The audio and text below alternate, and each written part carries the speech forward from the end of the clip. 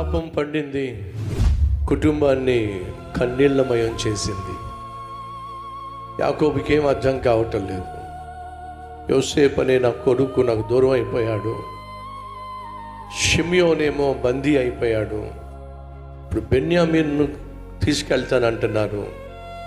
బెన్యామీన్ కూడా ఏమైనా అయినట్లయితే నేను బ్రతకడం కష్టం.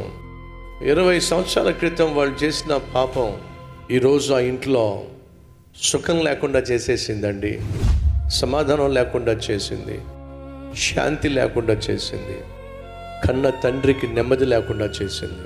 ఆ తర్వాత ఏమైంది? కళ్ళకు కట్టినట్టుగా వాక్యాన్ని అందిస్తూ అదే వాక్యాన్ని మీ కళ్ళకు కట్టినట్టుగా చూపించబోతున్నాను.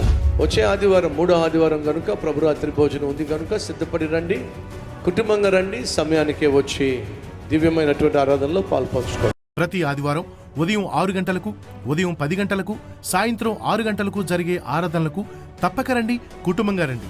స్థలం SLN function hall, Erramukkapalli circle, Bakarapeta railway gate దగ్గర, విశ్వనాథపురం, కడప.